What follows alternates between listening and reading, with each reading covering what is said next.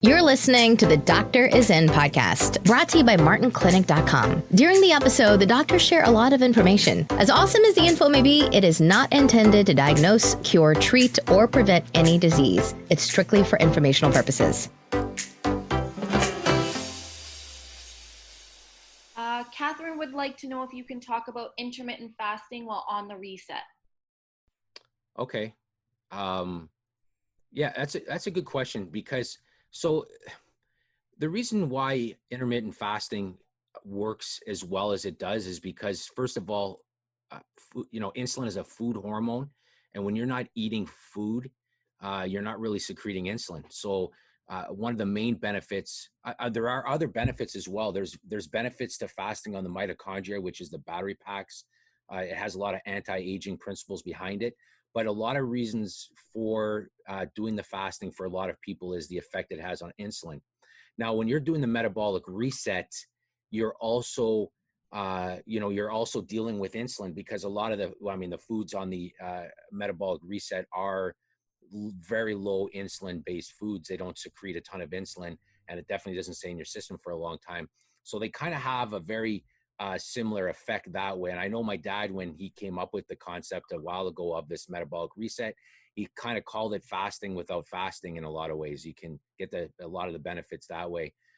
Now, the thing is, and a lot of people are noticing this as well, is when they are on the metabolic reset, they're not as hungry as they used to be. So a lot of times they end up fasting, not because they necessarily want to, it's because they're just not hungry. So, and that's fine.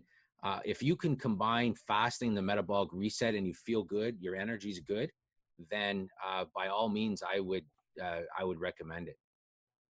I don't know if you have anything else you want to add to that, Dad? It goes so well with it together. And, you and I have been big on fasting because of what it does primarily to insulin. I always love the graph that you use, and we've done them in our several of our webinars, and that is insulin being the jail guard, and it won't let fat escape, right? But when you're fasting, of course you're not secreting insulin, especially if you can go past the 12 hours. Like if you stop eating at 6 o'clock at night and you don't eat till 6 o'clock next morning, that's 12. But if you go to 8, that's 14, even better. If you go to noon, you got an 18-hour fast. And the benefits of that, especially it resets, it really helps to reset that pancreas. And it, again, it's all beneficial. It's shortening your eating windows. It's doing everything at the Martin Clinic that we like you to do. So if you can implement it, absolutely do it. Yeah. And it's just fasting is a tool in a toolbox. It's an effective tool. It's a very good one. And some people incorporate fasting, into their lifestyle forever after. They just feel good doing it, right? So, like somebody like myself, I've said this before, but I can't do the metabolic reset because I can't eat 2 of the 3 foods in the metabolic reset. So it's pretty tough to do it. But I do incorporate fasting into my everyday. Like I lift weights first thing in the morning, and I don't eat after. I'll eat at lunchtime and stuff like that. So yeah, if you could do fasting and metabolic reset together, that's awesome. All right, go ahead, Brandy. Greg would like to know if you can alternate daily or weekly between reset and keto. Sure, why not? Yeah, that's a good question for sure. A lot of people, when you do stuff like that, or you do some form of carb cycling, you're really making your metabolic, you're swinging that thing back and forth. You're keeping yourself pretty metabolically healthy, in my opinion. I think it's a good thing. And if you feel good doing the reset and then you go keto, which means you're starting to eat like low carb vegetables, low carb fruits, low carb, some nuts and stuff like that. And then you want to go every so often and do a reset. Sure. Absolutely. I mean, it's a lot of people do that. And a lot of people feel really good doing that as well. We talk about lifestyle. Yeah. And the nice thing about the reset, it really gets you going into a lifestyle. I've always said this, and this is just, I took enough psychology in school to be dangerous. That's all. But here's what I learned: human behavior, 3 weeks to form a habit. And so I like the 30 days because you're even going past the 3 weeks, and now your body is you formed a habit of eating low carb food. Well, the reset is no carbs, but you're not on the reset the rest of your life. So to go into keto or to go low carb, you might not even need to be exactly keto. You can be low carb, but make it a lifestyle. If you make that a lifestyle, one of the greatest things, that is so good for you in the long run is doing exactly that. And I think you can go, for some people when they're metabolically healthy, they can go in and out of ketosis. Because remember, if you're fasting, you're burning ketones. It's like when you wake up in the morning and you've had a normal amount of carbs and you have your glycogen storage isn't completely full, you're starting to empty out some liver fat and stuff like that, right? So, I mean, it's definitely something that, it definitely something you could do. It's beneficial to do it that way. And a lot of people do it. So that's a good question. All right. Thanks, Brandy. I have another question about intermittent fasting from Eileen. Mm-hmm. She would like to know if intermittent fasting and calorie restriction are really any good for Hashimoto's hypothyroid issues. Yeah, it's a good question because one of the things that was out there, especially in the blog sphere, was the effect that low energy intake has on the thyroid, and the idea being if the thyroid is already sluggish to begin with, does it make it worse if you start to cut back on eating? And I would like to say that was brought to you by the food industry because it makes no sense. That's not necessarily how it works, right? I mean, if you have a thyroid problem, well, first of all, Hashimoto's is different because you have an autoimmune disorder and it just so happens to be attacking your thyroid, because a lot of the root causes of autoimmune are the same. It just so happens that for you, it's attacking your thyroid. For somebody else, it may attack their joints. For somebody else, it may attack their brain. For somebody else, it may attack their skin. So you have more, your concern is you're feeling the effects of it in your thyroid, but primarily you have an autoimmune disorder. So you have to first attack things from an autoimmune disorder. And like my dad and I talk about, you want to start looking at food, gut, you want to look at a whole bunch of things like that. But if you see, and here's the thing, intermittent fasting, for most people, we eat way too much food as it is in the daytime. So if somebody cuts back on the amount of food, it's not going to kill your thyroid. Now, there's a difference between somebody who's only getting 1,200 calories a day or 1,300 calories a day, or they're going way below and they're active. That's a whole different ballgame. But for the average person that has a thyroid or Hashimoto's, if they do intermittent fasting and they still get enough protein in their diet, because that's a big problem as well for people that fast, they don't eat breakfast, so they cut out 25, 30 grams of protein that they normally would get at their breakfast. If they can get their protein, then yeah, for most people, they do fine with it. I don't know what you think about that, Dad. Yeah, just the adding about calories. You'll never hear the Martin Clinic ever talk about calories. So intermittent fasting we talk about, but calories we don't. And the reason is because we always talk about choice of foods rather than calories. Calories is an old 50 years old. It's older than that, and we don't measure your calories. No. What kind of food are you eating? Calories reduce things to a number rather than looking at the quantity or quality of food. Like the quality of food, right? It's like now diabetes is ultimately a disease of energy surplus. We've consumed too much energy, and that's really what diabetes is. But diabetes, the excess energy that people are consuming is in the form of crappy carbohydrates. And that's the thing. So a lot of people who talk about calories, if you're just looking to stay under a certain amount of calories, they're not really focusing on the type of food you're eating. And you can have a lower calorie diet and still have a messed up insulin if you're eating junk and sugar. And yeah. So, all right, go ahead, Brandy. Denise would like to know, what do you think about the Kangen water machine? I'm not sure if I'm saying that right. Don't spend the money. Yeah. Well, look, I drink water. Yeah. You know us. We talk about water all the time. Water is important. A new study came out this week on dehydration and what it does to your brain, and in the long run, very unhealthy to be. And you know what? The vast majority of people are dehydrated Yeah. because they don't have a little light on top of their head that goes drink water. Yeah. And someone tries to look, if you got the money, you want to spend extra money, go for it. I got no issue with that. You do what you think is right. But if you're asking me what I think, look, No. I just water's water. And we talked about this before about microwaves. It's the same idea. The idea being is most people don't drink enough water. They just got to drink more water. Now, are there better types of water than other? Yes, we like natural spring water. It's got the natural minerals in it, natural electrolytes. We love that stuff. So we always say, listen, if you're not drinking enough water, you got to drink more water. There is a better type of water. So if a person's not getting enough, we don't tell them to go buy an expensive machine just to drink a certain type of water. We just want them drinking more water first. Once they get everything else in line and everything, then when they want to start to fix or, tighten up things more, then that's fine. But we wouldn't tell somebody like the benefit of drinking more water is drinking more water. Eventually, if you want to, hone in on the type of water you're drinking and all that kind of stuff. Yeah. Like for me, I like natural spring water. I prefer it to all other sources of water. I just like the taste of it, which sounds funny, but I like the taste of it. But I personally, myself, I wouldn't go spend the money on a machine like that. I would just drink water.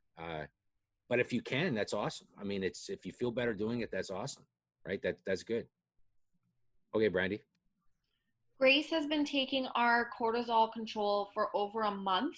Mhm. She's been taking 2 before bed, but she's still having difficulty sleeping. Well, sleep, Tony Jr. wrote an email about it again this morning and the importance of it. And listen, it is a major, major issue in society today. When I think back it's not like as if people didn't have trouble sleeping in the history of mankind. Of course they did. But, when you use the word epidemic, it's an epidemic. Right. It's a pandemic. Yeah. And the number one reason is because cortisol. It's stress. And look, you might need more, like taking 2, you might have to go to 4. Listen, I had a patient I talked to last week. I said, look,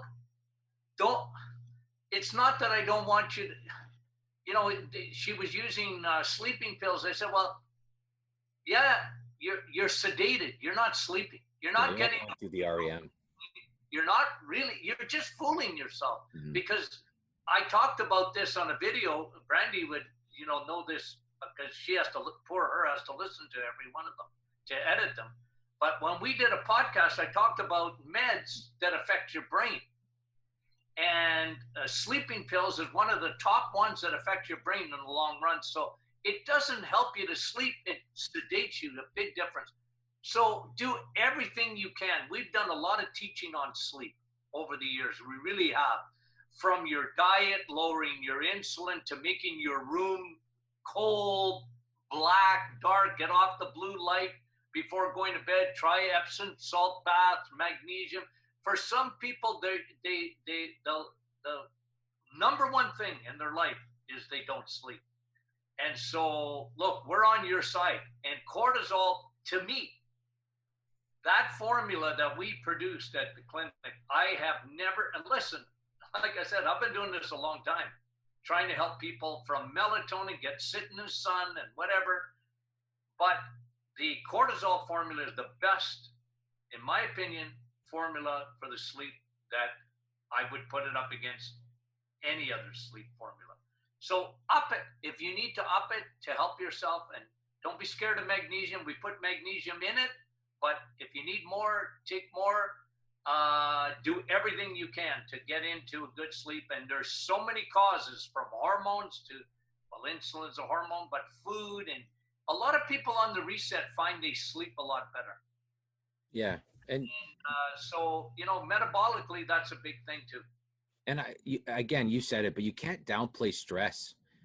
You sent me a study this morning, Dad, on the effect that people are feeling right now during this pandemic, and it's unreal. I mean, it's kids are feeling it. I don't care.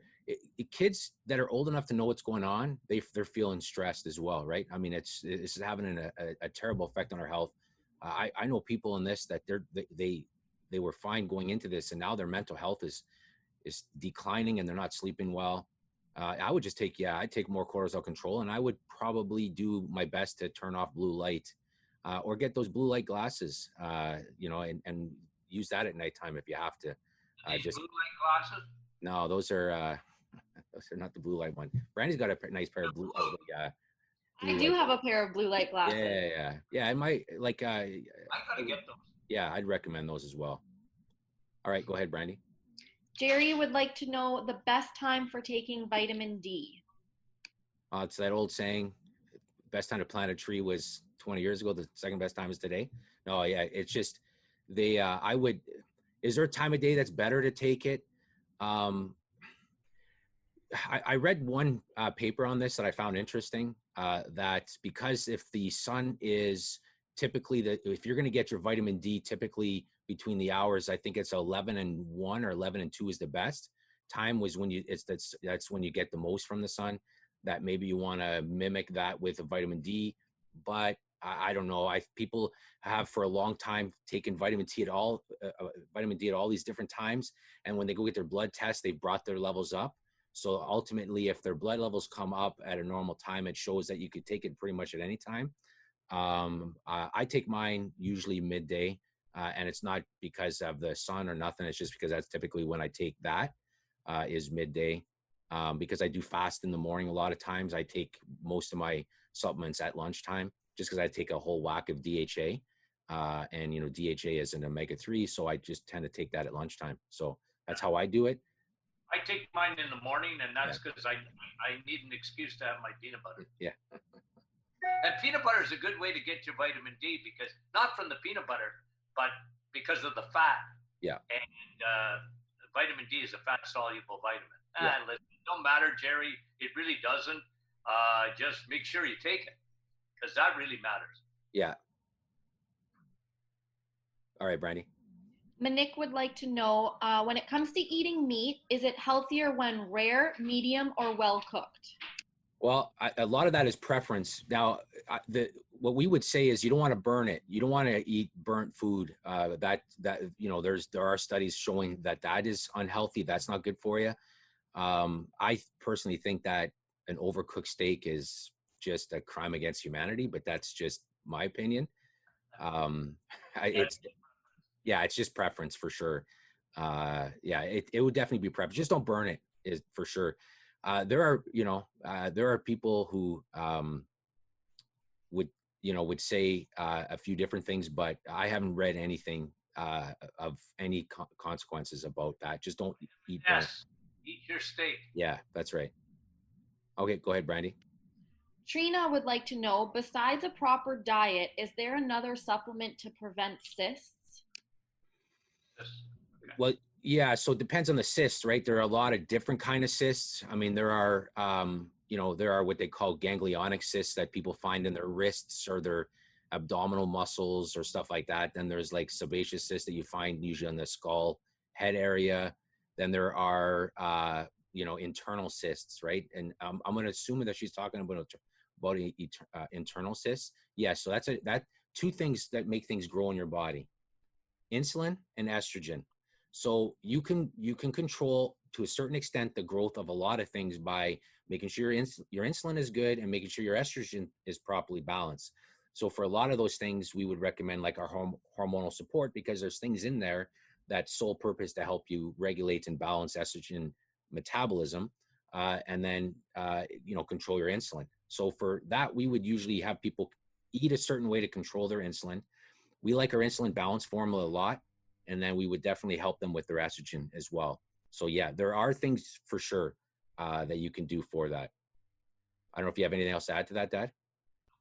Okay. Lucy would like to know, if you take insulin for type 2 diabetes and you're doing the reset, how does insulin affect your reset?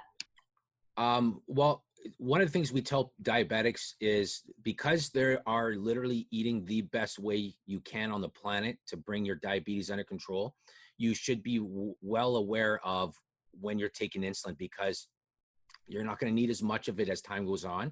So that's something you have to pay attention to. Diabetics, we usually tell them to keep, just keep checking their blood sugar levels, make sure that everything's good that way. It's the same with fasting. When you start to lose weight, when you start to get metabolically healthy and you start to correct insulin resistance, if you're taking external insulin in any way, you have to be on top of that because your insulin requirements, and there are thousands of people that have been through our clinic online, everything, that they've significantly or ended up having to stop insulin, through their doctor because of the way that they've corrected their problem by eating. So again, you got to remember this, and we wrote about this a couple of years ago. Research is crystal clear on this. If you get on the insulin train, if you start taking insulin, you get on that train, we know how that ends. That doesn't end well for anybody. It ends up with you lose a limb, you lose your eyesight, you end up with heart disease, and you end up dead. So if you're on insulin, the goal is, if you end up getting on insulin, you want to do whatever you can dietary to fix that so you can get off it. Because if you're on it, diabetes is then a progressively dangerous disease. It just gets worse and worse. We know that. So that's why we talk about this metabolic storm so much, is because we want people to correct the problem so they can reduce the amount of insulin or even get off it eventually, so that they don't need it. Because again, the research is crystal clear on that. Once you're on the insulin train, it's not a happy station. It doesn't end well for anybody. So yeah, that's what we would tell people with that. I don't know if you have anything else you want to add to that, Dad? Oh, and that's absolutely. Just be careful. For some people, they start the metabolic change, and almost immediately they realize they're doing really well. But even as you said, Tony Jr. last week, I think it was. Remember, even if you're into remission, you're never cured of diabetes in that sense. We don't talk about a cure. We talk about putting you into remission. And for a vast majority of people that tried the reset, they were diabetics. They went into remission, didn't even need medication, but maybe some still did. And so what? You're going to be a lot better. But like you say, just understand that when they created diabetic medication, and insulin saved a lot of people's lives temporarily. Yeah. Because like you say, if you're on that train, man, you're in trouble. So the idea with it is to be very careful so that you can monitor just how much insulin you need, or metformin, or whatever else you might be on. Yeah, and you still may, and that's the thing, right? You still may need insulin. That's the first thing. And the second thing you have to understand is diabetes, type 2 diabetes is, it's a disease of insulin resistance. High blood sugar is a symptom, which is why a person taking insulin, because if it was truly a high blood sugar, a disease of high blood sugar, the cure then would be taking insulin to lower it. But that's not the case, because you keep on having to do it over and over again. High blood sugar levels is just a symptom of what's really going on. So that's why you have to correct the underlying true cause, which is really a problem with insulin. So you want to fix as much as you can. And some people, some diabetics, they'll always need a little bit of insulin after. The idea is you want to bring down the amount if you can. But a lot of people, they feel so much better after, and then they go see their doctor, and their doctor, they don't need insulin anymore, right? So that's what we would definitely recommend. All right, Brandy, go ahead. Lorraine would like to know, is keto still good if you're on the Candida cleanse? Oh yeah, for sure. Yeah, because you're not providing the source of energy that these things need to live. You're starving them out, first of all. So yes, absolutely. In fact, that'd probably one of the best ways to eat if you're truly want to eat a certain way. Because the initial diet that came out for Candida, and it was big for a while, was like low sugar and stuff like that. However, we know that certain things break down into sugar very quickly in the body. So it doesn't really matter if if you're consuming sugar or you're consuming something that we call soon to be sugar. A lot of carbs are soon to be sugars. That doesn't matter to the junk that's in there, right? So yeah, that's a good way to eat for sure. All right, go ahead, Brandy. Larissa would like to know if it's safe for a 10-month-old and a 2.5-year-old to do the reset. They're dealing with some food sensitivities and allergies, so she's hoping it'll help with inflammation. Well, here's the thing: if a 10-month-old that's breastfeeding it's the very definition of a metabolic reset, right? So if the baby is being breastfed and then there's some food sensitivity stuff, then that's coming from the mother, and that's a big problem. That happens very much so. So the mother is eating a food that's bothering her. It's affecting the baby. The mother needs probiotics, needs to fix their leaky gut, needs to identify the food, needs to do that kind of stuff. No question. Sorry to interrupt. She is nursing and she is taking probiotic Okay. for the So baby. that's the But Brandy, is the question, can the mom do a reset with the baby being 10 months old? Was that the question? No, the question is that can her kids also do the reset? Well, not the 10-month-old, right? yeah. But the other child, well, look, again, I would identify what's. I mean, you cut down the carbs and a lot of kids eat very high carb diets, right? I mean, they eat crackers and Kraft Dinner and like our macaroni and cheese if you're in the U.S. Like they eat that's what they eat. So you got to cut that stuff down. Kids don't get enough protein. You increase the protein, and then you got to identify. Most kids, I'm telling you, it's not hard. It's dairy first for most kids. Eggs is another big one, and then they have a hard time digesting various versions of wheat. So, but it always starts like those are the three big ones.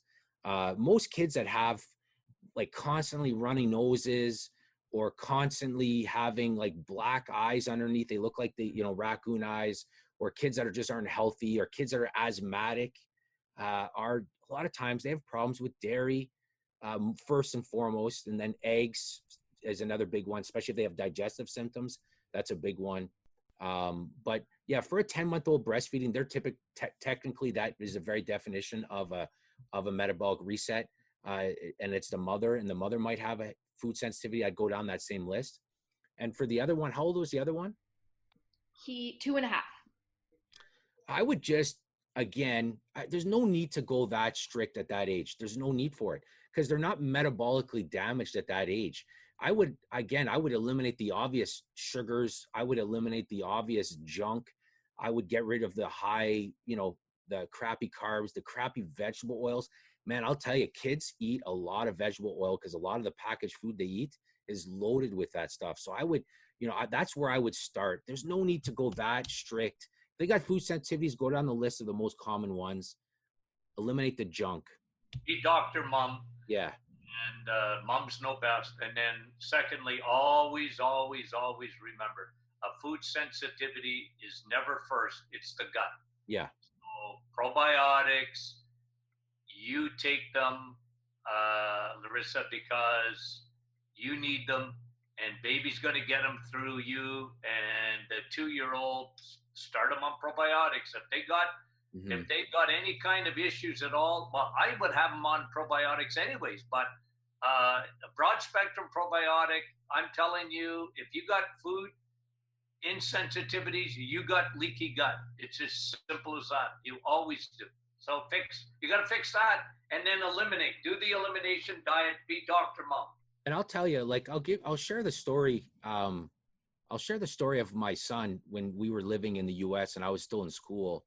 So when my son was born, when he was around, 2 years old, 3 years old, he had a lot of breathing issues, lots. And I'll tell you, I was thinking he's going to be a lifelong asthmatic, and just like he had these problems, had to go get oxygen and all these kind of things. And then as I was in school, and I remember talking with my dad, I was like, I'm going to get him off all dairy. And he has never wheezed once since. not even a wheeze since. And it was like, for a while, it was like, man, this kid's he's gonna grow up on all these things, but he has never. He could not talk, and it makes sense because he comes from me, and I got a terrible digestive system. That, again, thankfully for probiotic and enzymes and our IBS formula, it's very good. But I mean, I still have to be on top of it all the time. And I think of my son, same thing. He inherited some of the stuff, like, they can't have. My son can eat some eggs, but not all the time. And my daughter can't. She can't have eggs. She just can't have eggs. So you just have to figure these things out, and that's so much more common today, right? It's so much more common. All right, go ahead, Brandy. Kristen would like to know, does it matter what your macros are when eating a low carb, high fat diet? No, like, so, that's a good question, because a lot of people, so when they're asking macros, just for those that aren't familiar, what they're doing is there's a certain like number of grams of protein, certain amount of grams of fat, and a certain amount of grams of carb. If you're eating low carb, by definition, our definition of low carb is different than the studies, because it's so funny, because you'll read a study that says low carb diet and it didn't work, and you look at the parameters of the study and it's like, that's not a low carb diet. You can't consider 230 grams of carbs or whatever a low carb diet. And then when the carbs they were eating were like, loaded, or they'll say a high fat diet was unhealthy. And then you look at the thing, they're eating a lot of carbs and vegetable oils. It's like, it's just a bad study. So low carb for a lot of people is under 100 grams of carbs a day. Keto is under 50, and for some under 30. And metabolic reset is pretty much a zero carb diet, right? So that's just pretty much how it works. But no, I wouldn't worry about macros. If you're in ketosis, then your macros are in line anyways. And if you're trying to lose weight, then I would bring the fat down and bring the protein up. That's what I would do. If you're trying to lose weight on keto, then I wouldn't consume a ton of those fat bombs. And, I would reduce the amount of fat that I'm, not that fat's bad for you in any way. It's just, it's a ton of energy.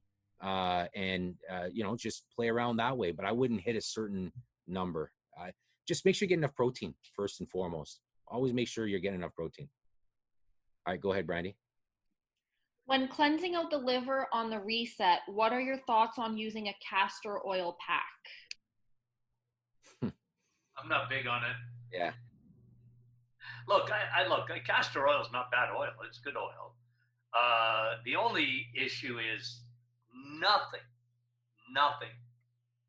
is going to affect your liver like that diet. You got to empty the liver out with the glycogen, take it out of there. There was a study yesterday. It came out on kids and fatty liver with children. Unbelievable study.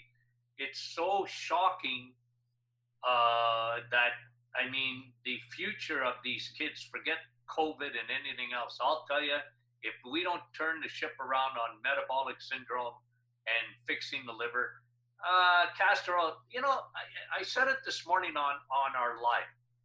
You cannot out-supplement a bad diet. You can't. The new study on vitamin D this morning is that the reason that people can't get their vitamin D levels up, even if they're taking a supplement or getting in the sun, and Tony Jr. talked about this a lot of people don't ever get enough. Even people that were surfers weren't getting enough. But if their diet's no good, you're not even going to get your vitamin D levels up. So again, with the castor oil, if you want to use it as in an adjunct with your liver, no problem. Like if you're going to do the reset and clean out your liver and be low carb, you'll help your liver big time. I got that. No problem. You want to use like milk thistle. I like milk thistle for the liver, but it doesn't outdo a bad diet. So just remember that. You got to fix the diet. Has to be primary. That's the way I look at it. And intermittent fasting is a great liver cleanse. Amen. A great liver cleanse. So that's I would do those kind of things as well. All right, go ahead, Brandy. Shauna says, my husband and I are on day 4 of the reset. He is experiencing a lot of fatigue that I'm not. We're Mhm. taking magnesium, B12, and probiotics. Is there something else we're missing, or is this fatigue a part of his detox? Oh yeah, and it's not even a part of his detox. It's just that he's switching the metabolic. His engine is switching from carb primarily to fat, and for that transition for some people is very difficult. They just feel lethargic. They feel weak. Yeah, I mean, so that you have to push through that. There's no, you know, you could try eating some more fat. You could try to do those kind of things to try to help with that.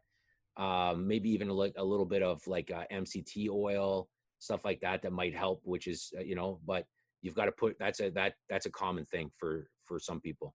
40-50% of the. Yeah. Yeah. They got it, especially day 4, day 5, that's right in that sweet spot. That's that sweet spot when they burn through their carb reserves. They've taken the glycogen out of their muscles and they're burning through their liver, stuff like that.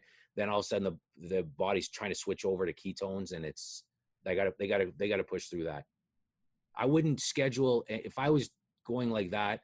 I wouldn't schedule a ton of high activities day 4 through day 7, basically, till you push through that. Go ahead, Brandy. Deborah would like to know, how many grams of protein a day do women over 60 need? More than they're getting. More than they're getting, generally speaking. Again, protein requirements, there's a few factors that go into that, right? How much does a person weigh? How much muscle mass do they have? But generally speaking, 120 grams plus 30, plus or minus 30, depending on the person, is, you know, but we don't necessarily say hit 150 grams every day.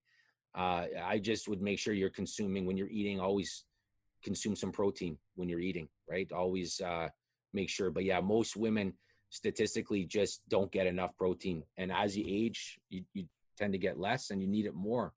You need those amino acids more. So yeah. Protein is king. Yeah, definitely. Protein is king. I haven't met a woman, I mean it, that, oh, I know what your problem is. You're eating too much protein. Yeah, no. I've never seen it. No. In all my years of practice, never seen it once. No. Oh, you just cut down on that protein and you'll feel better. Yeah. No. Now on the flip side, bodybuilders and that, they consume a ton of protein. I think that also is unnecessary. I think they go so far the other way. But yeah, I just, if you focus in, you want to get, if you're eating a meal, you want to make sure you're getting, you know, 20 grams plus of protein with that meal, just to make sure you're going to get enough. Otherwise, it takes it, again, a lot of women don't, their hair's falling out or thinning, and it's like iron. Protein's a big cause of that as well, right? Protein's a big cause of that. All right, go ahead, Brandy. Terry says, I'm on the reset and fasting. She's in her 2nd week. 2 meals a day. I've been getting lightheaded and increased heart rate while working, and I'm using Himalayan salt and drinking 6 to 10 bottles of water a day. Yes. What stage is she at on the reset again, Brandy? Where is she at? 2nd week. Okay, well, her body's adjusting. Tony said it, 4 to 7. Those days are important, and for some people, if you're getting a little lightheaded, you might not be eating quite enough. Yeah, you're not getting enough food. Because a lot of people, the problem, I just want to answer this, because a lot of people do the reset only for weight loss. And I get that. I mean, for especially women, it's their number one goal is weight loss. But the metabolic reset is literally changing your metabolism. It will fix your metabolic syndrome. So your body's making a huge adjustment. We talked about that earlier. And then secondly, find out for you, like if this is lasting, like if you go through a day of this or a day and a half, and you're sort of a little bit lightheaded, and because your body is making that shift. But if you continue to feel that and your heart rate is up, you're probably not eating enough. And so have a little bit more fat. Like it might be dehydration as well, because when you fasting, like a little carbs are like sponges too. Yeah. So it might not be enough water, enough food, for sure. All right, Brandy. Is it all right to add lemon or lime to your water, or is it best to drink it plain? No, you can. Good for you. if it helps you start to drink more water, then that's for sure. Yeah, that's no problem with that. I mean, it's a lot of people drink the infused water, right? Which is good. Yeah. Go ahead, Brandy. Jan would like to know, does cortisol control repair the adrenals, and at some point we will not need to take it? Well, that's a good question, because again, the idea of the cortisol control is to control cortisol. If a person lives a high stress lifestyle, the adrenals are, the problem with the adrenals is very simple, is it is constantly it's overused because we're constantly under stress. And the body, it's not like the body can necessarily determine the different types of stress. The body interprets a lot of things as stress. And again, so if that cause that led to the problems is still there, then you can get the adrenals working better and everything. But if the cause is still there, you're going to have issues. That's how it is. The idea of cortisol control is, we know you're going to secrete cortisol, is to help balance it better, help also, it does a few other things in there also, but a lot of people take cortisol control, and once their issue's fixed, they don't need to take it anymore, and they don't take it anymore.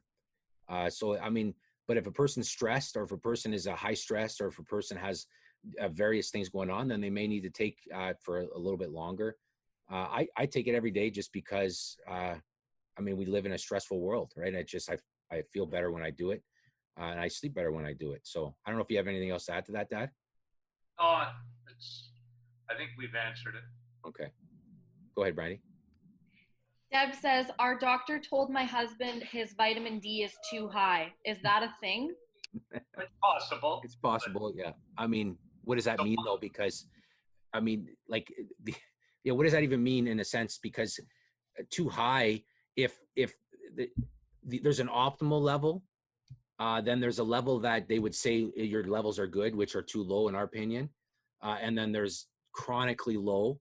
And then there's the rare case where it might be too high. But I have yet to see many cases of that. So I'd like to know what the numbers are first because a doctor may look at it and say, it's too high, but it might be exactly where a lot of functional healthcare practitioners would say that's where we want your vitamin D levels. Because that, what do you recommend blood levels roughly?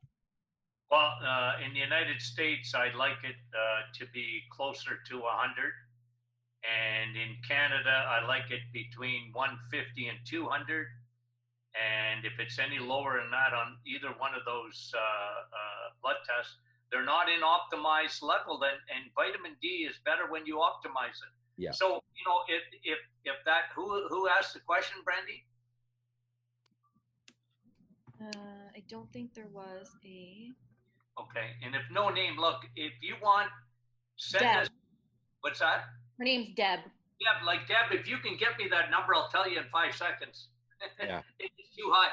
Listen, doctor, I get it, because doctors, they don't particularly care about vitamin D. As a matter of fact, you almost have to drill their teeth without anesthetic to get them to even test vitamin D, because they don't see it as being essential. They're stuck 50 years ago when vitamin D was used for bones, and that's all they can think of. So they think vitamin D is dangerous because somebody told them that vitamin D is dangerous. They don't want to get it high. But it's not like the waiting rooms are full of people at the emergency department. Oh, you know why you're here? Your vitamin D is too high. Yeah. That don't happen. So to me, it's a red herring. It's not true. But if you want to know for sure, because maybe they are in the United States. It might be that rare case. Yeah, you might be at 150 in the United States. I go, yeah, well, that's too high. Stop taking it. But I like Tony Jr. said, man, we never see it. No, and some people might be. Again, listen, if something could be low, something could be high, right? It's just no matter what. So if 90% of people are low, then is it possible 2 to 3% of the population has too high? Yeah, it's possible. And then just adjust accordingly, right? But it's never a bad thing to go in the sun. if I had high levels, I just wouldn't take vitamin D supplement. But I definitely would still be going in the sun. I wouldn't avoid the sun. You're So a to me, solar panel. yeah, that's what I mean. I wouldn't. So it depends. Okay, if I got my blood levels checked and they're like, oh, it's way high, I would just no. I would come back. I wouldn't supplement, but I would still be outside enjoying the sun, no question. That's just me. That's just myself. All right, go ahead, Brandy. Trina is asking, if you eat too much protein, does it turn into carbs? No, It no. could. It'll turn into sugar. Yeah, If, everything I mean, does. if your body needs sugar, just show you how little sugar you need. Because what is it, Tony? You empty your blood 5 liters on average. People have about 5 liters of blood. You get what, a half a teaspoon of Yeah. sugar in? Quarter to a half a teaspoon of sugar in your Yeah, blood. like, I mean, your body doesn't need sugar. Your body so tightly controls sugar. Everything in your body does it wants to keep it right here. It'll do everything it can. So if, let's say you needed some sugar, your body will take steak and turn it into sugar. You just Yeah, and everything's broken down into it. Distraction. I tell people, quit worrying about that. It'll never happen. No. Now, the good thing is they've done a lot of protein overfeeding studies where they've overfed protein, and metabolically it doesn't cause high insulin, doesn't cause all those kind of issues. So I wouldn't worry about that. And they've gone, and these feeding studies were fairly high consumption of protein for a fairly long time, and it's not hard on the kidneys. It doesn't cause blood sugar issues. It just doesn't do it. Go ahead, Brandy. Lucy is having a hard time digesting cheese. She's taking the digestive enzymes. She's wondering, what is the minimal amount of cheese that she needs per day? Zero. If you can't digest it, don't eat it. There's no minimal amount. No, don't eat it. One thing is your body will tell you what's good for it and what isn't. So there's no minimal amount of cheese that you should be eating. For me, it's zero. I don't eat cheese. I don't eat it because I can't. It doesn't do well with me at all in any way. And so I don't need it. I can get the stuff and cheese from other things as well. I don't need to get cheese. So there's no amount of cheese that you need to eat. And it's important to understand that. So when we talk about the metabolic reset, if you can't have cheese, don't eat cheese. There's no minimum amount. Don't force yourself to do it, because you're going to create an inflammation response in your gut. You're going to cause increased permeability, meaning you're going to cause leaky gut syndrome. You're going to cause all these things. So you don't want to do that. Don't eat foods that you can't digest. Just don't do it. All right, a few more questions, Brandy. My husband is diabetic but doesn't need insulin. Why is that? Well, because he's not so far down the road, which is good. And remember what we said. Really, there's very few people that need insulin if they eat right. I mean, there are very few. Yeah. So, because the answer is food. I mean, you don't, look, I'm not talking about type 1 diabetes. I'm talking about adult onset type 2 diabetes. The vast majority of people in North America are already diabetic. They just don't know it. Nobody gave them the diagnosis. But, as Dr. Kraft used to say, you're already there, man. Like, It's just, if you got trouble, you're a carboholic, you're probably already a diabetic, so quit fooling yourself. So, if you don't need insulin, good for you. Yeah, that's a good. Right, you'll never need insulin. No, fix the problem now, and that's good. You caught it at a time when you can do it without having to take insulin, which is always a good thing. Yeah, because even the medications, okay, even insulin, God bless the pharmaceutical companies that they came up with insulin. I mean it, but metformin, any of those medications, they got lots of side effects. So if you don't need it, great. Yeah. Because it's not even the fix. It's just management. It's never the fix. Yeah. All right, Brandy, a couple more, and then we. Lucy says, I have horizontal lines on my nails and on one thumb. Some are black. What am I lacking? Yeah. I got hurt in I was in the muck. Yeah.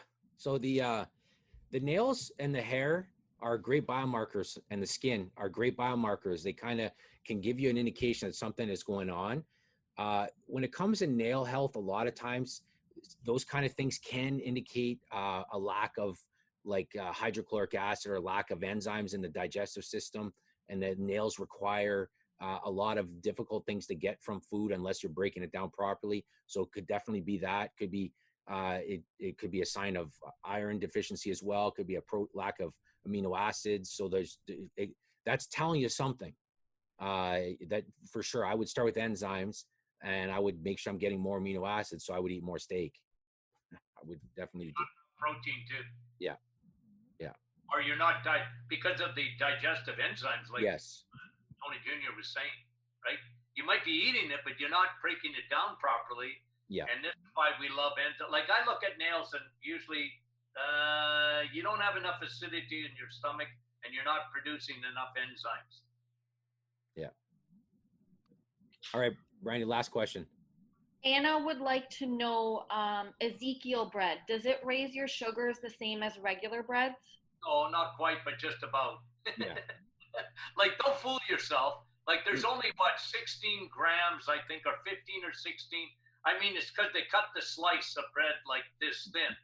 It's, and then they tell you, well, it's low carb. It's not really low carb. But look, I'm not against Ezekiel bread. I'm not at all. It's the lesser of two evils. There's no question. It's sprouted bread. Yeah. It's sprouted. That's right. Flour. It's less carbohydrate. Easier to digest for people, right? For some people, it's much easier to digest. So yeah. Don't live on it. No, if you're diabetic, it's still going to cause issues. Yeah, it still causes issues because it breaks down. It still breaks down faster. It's better though. Yeah, it's a better choice. Someone said to me the other day, Ezekiel bread tastes like cardboard. I said, well, if you put a lot of peanut butter on it, it'll help. Yeah, it's a peanut butter delivery system. All right. Well, again, everyone, a lot of people on here, we really appreciate the time you spend with us, and the questions are great. We have fun answering them. If you, tomorrow, I think, Dad, you're going to go live again and answer some questions. We'll be back again next week. We like doing this. He tells me what to do. Yeah. So we like doing this. So we have fun doing this. We'll do it again next week. This time might be a little bit better time. We'll see. But anyways, everyone, thanks for joining us. It was awesome. And have a great day.